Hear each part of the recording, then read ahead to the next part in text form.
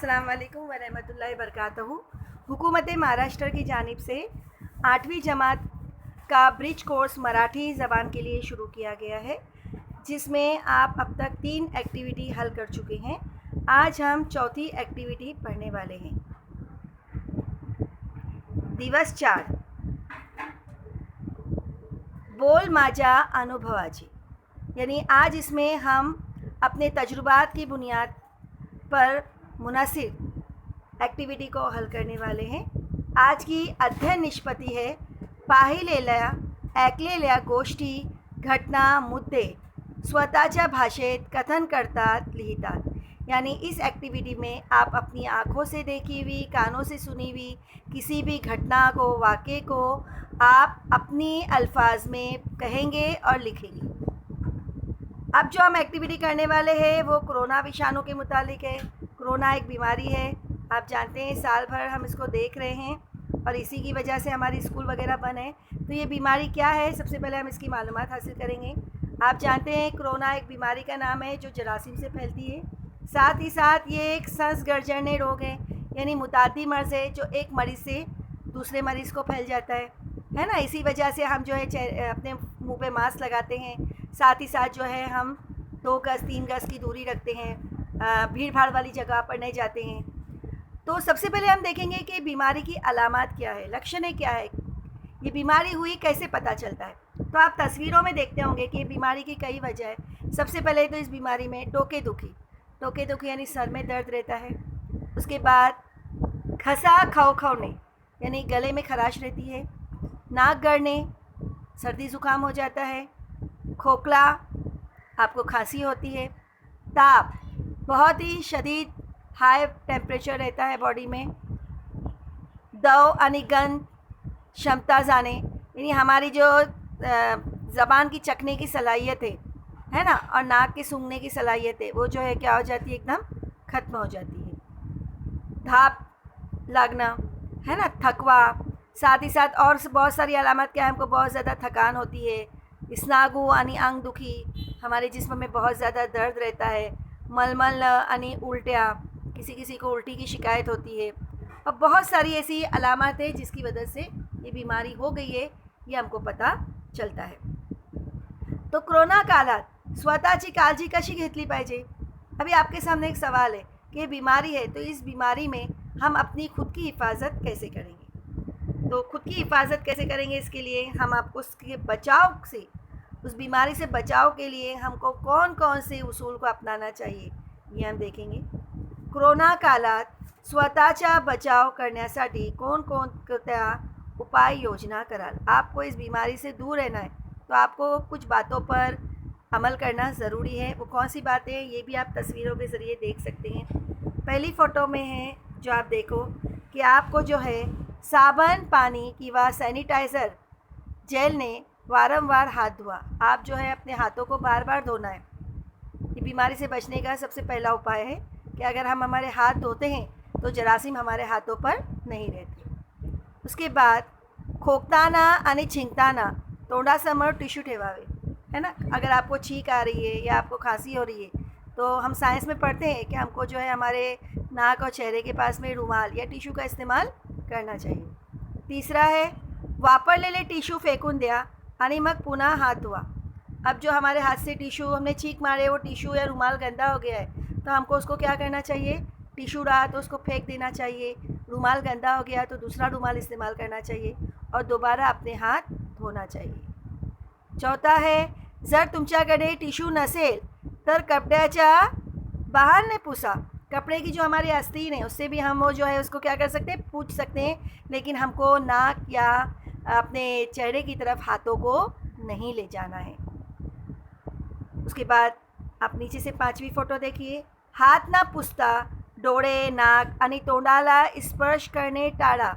बगैर हाथ धोए, अगर आपको लगता है कि आपके हाथ गंदे हैं तो आप अपने हाथों को अपने चेहरे की ओर, नाक की ओर या आँखों की ओर नहीं ले जाना है।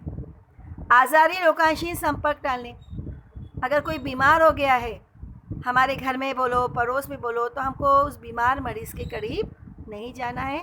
ये है इस बीमारी से बचाव के तरीके।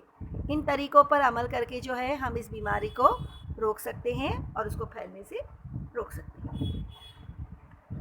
अभी यहाँ पर देखो, चला सराव करूँया। बच्चों, आपने पूरा साल इस दौर को देखा है, तो इतनी बीमारी में भी बहुत सारे लोग ऐसे हैं जो अपने फ़र्ज़ से पीछे नहीं हटे।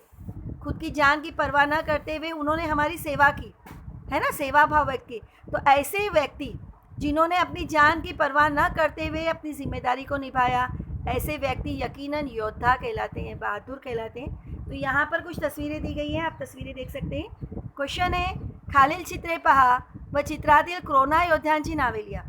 अभी आप जानते हैं, हम तो घर में बैठे थे, लॉकडाउन में थे, है ना, लेकिन बाहर जिम्मेदारी निभाने वाले लोग मौजूद थे। तो ऐसे लोग जिन्होंने अपनी जान की परवाह ना की, अपनी ज़िम्मेदारी को निभाया, तो ऐसे लोग जो योद्धा लोग हैं उनके नाम आपको इन चित्रों से ढूंढना है। आप चित्र देखो, इस तस्वीर को देखो और इन योद्धाओं के नाम आपको कॉपी में लिखना है। आप हेडिंग डालेंगे कोरोना कालात योद्धा, योद्धांची नावे, है ना, या चित्रातील दिलेली योद्धांची नावे। अभी इसमें कुछ हम देख सकते हैं, जैसा कि मैं आपको ओरली बताती हूँ। जैसे डॉक्टर दिखाई दे रहा है हमको। डॉक्टर वो व्यक्ति था जिसने दिन रात मरीजों की खिदमत की। हम बीमार के पास में नहीं गए, लेकिन डॉक्टर गया, है ना। उसके बाद सफाई करने वाले आपने देखे होंगे, कितने भी कोरोना काल में सब कुछ बंद था, लेकिन हमारे मोहल्ले में सफाई करने वाले बराबर आते रहे, क्योंकि इस बीमारी से लड़ने के लिए सबसे पहले अतराफ़ में सफाई होना ज़रूरी है। तो सफाई कर्मचारी ने भी अपनी ज़िम्मेदारी को बखूबी निभाया।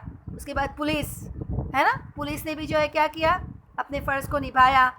जो पब्लिक को जो है, जो बिलावजह घर से बाहर निकले थे, उन पर कड़क प्रतिबंध लगाए, है ना, उनको डांटा, उनको मार भी लगाई और उनको घर में बैठने के आदेश दिया। तो ये सब क्यों किया उन लोग ने? कोरोना से बचाव के लिए। अब आपको देखो, यहाँ पर 3 सवाल दिए हुए हैं। जो भी कोरोना से मुतालिक सवाल हैं वो आपको अच्छी खुशखत गुड हैंडराइटिंग में अपनी कॉपी में लिखना है। अब सवाल क्या है, कल्पक हो गया। अब आप सोचो, साल भर से आप इस बीमारी को देख रहे हो, तो आपने उसके बारे में बहुत सारी जानकारी हासिल की है। अब मैंने तस्वीरों के ज़रिए भी आपको बताई। उसमें पहला सवाल ये है की लॉकडाऊन काळात लागलेल्या चांगल्या सवयी थोडक्यात व्यक्त करा। अब लॉकडाउन तो लगा है, साल भर से आप लॉकडाउन में, तो इसमें हमारे अंदर कुछ अच्छी आदतें पैदा होगी। वो अच्छी आदतें क्या है? कम से कम 5 या 6 लाइन में आपको उसको थोडक्यात में आपको उसको लिखना है कि आपने लॉकडाउन में अपने अंदर कौन सी अच्छी आदतें पैदा की। जैसे 1-2 मैं आपको ओरली बता देती हूँ। इसके अलावा आपको जो है अनुभव करना है, तजुर्बा करना है, मुशाहिदा करना है कि साल भर से आप में कौन सी अच्छी आदतें पैदा हुई। जैसे कि हमको घर के खाने की अहमियत हुई, है ना, इम्यूनिटी बढ़ाने के लिए, स्ट्रॉन्ग बनने के लिए। नहीं तो हम क्या करते थे, बाहर का खाना खाते थे, खुली चीज़ें खाते थे, होटल की चीज़ें खाते थे। लेकिन इस पैंडेमिक दौर में, इस बीमारी के माहौल में हमने क्या किया, घर के खाने को अपनाया, है ना। घर में जो खाना हम जल्दी पसंद नहीं करते, बच्चे घर का खाना, बाहर का खाना बच्चों को पसंद रहता है। तो हम सबसे पहले हमें घर के खाने की अहमियत हुई कि घर का खाना बहुत अच्छा होता है। अपनी अम्मी के हाथ का बनाया हुआ खाना कैसा रहता है, साफ़ सफाई वाला रहता है ना। होटल वगैरह में उतनी सफाई का ख्याल रखा जाता है क्या? नहीं। तो ये हमारे अंदर अच्छी आदत पैदा होगी। दूसरी बात, सफाई की। बार बार हम खुद को साफ़ करते हैं, हाथ धोते हैं, अपने घर के माहौल को साफ़ रखते हैं, ये हमारे अंदर अच्छी आदत पैदा हो गई। साथ ही साथ हमने वर्जिश करना शुरू किए। डॉक्टर्स सलाह देते थे वर्जिश करो, व्यायाम करो, इससे भी जो है पाचन शक्ति बढ़ती है ना, हाजमे का अमल अच्छा रहता है, तंदुरुस्ती बढ़ती है। तो आपने इसके अलावा और कौन कौन सी अच्छी आदतें आप में पैदा हुई, वो आपको अच्छी और गुड हैंडरायटिंग में लिखना है। दूसरा है, कोरोना परिस्थितीत कानी पडलेल्या नवीन शब्दांचा संग्रह करा। अभी आप घर में हैं, साल 1.5 साल से 2 साल से, तो आपने ऐसे कौन से नए अल्फाज सुने, कौन से आप में कौन से अल्फाज का ज़ख़ीरा पैदा हुआ, उन अल्फाज को आपको लिखना है कि आपने और कौन से घर बैठकर नए अल्फाज सीखे। स्कूल में तो हम बहुत कुछ सीखते हैं, घर बैठकर आपने क्या सीखे, आपके अल्फाज का कितना ज़ख़ीरा हुआ 1.5 साल में आपके पास। तीसरा है, शाळा सुरू झाल्यानंतर कोरोनापासून बचावसाठी स्वतःचे रक्षण कसे कराल। फ़र्ज़ करो कि अभी 6 महीने बाद आपकी स्कूल खुल जाती है, तो और आप जब स्कूल आएंगे तो अपने आप को बीमारी से बचाने के लिए आप क्या करेंगे, कैसे अपने आप को दूर रखेंगे। क्योंकि जब स्कूल में आएंगे तो भीड़ भाड़ होंगी, आप क्लास में बैठेंगे बहुत सारे बच्चों के साथ, तब आप क्या एहतियात करेंगे कि आप इस बीमारी से बचें। तो ये 3 सवाल जो है बच्चों, ये आपका होमवर्क है। नहायत ही अच्छी और गुड हैंडराइटिंग में जो है आपको इसको तीनों सवाल को लिखना है। कॉपी में नया दिन नए पेज से शुरू कीजिए। ऊपर हेडिंग डालना है दिवस 4 अनुभव का।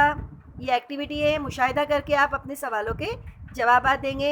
इन सवालात को जवाबात लिखने के लिए आप अपने पेरेंट्स की, अपने घर के लोगों की मदद ले सकते हैं। और साल भर आपने इस बीमारी को घर बैठकर महसूस किया है तो इसके बारे में लिख सकते हैं आसानी।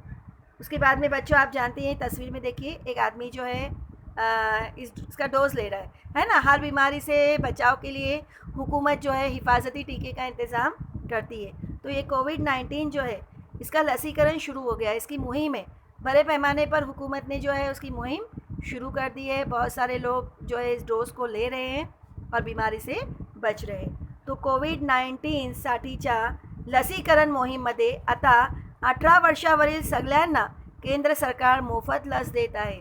और इस बीमारी से बचने के लिए हमारी हुकूमत ने क्या कोशिशें शुरू की है कि वो जो है इस बीमारी के टीके कैसे दे रही है, अभी मुफ्त दे रही है ना। इन्हीं जगह जगह पर कैंप लगे हुए हैं और 18 साल से बड़े बच्चों को जो है टीके देने का काम शुरू है। उम्मीद है बच्चों आपको ये एक्टिविटी बहुत अच्छी तरह से समझ में आ गई होंगी।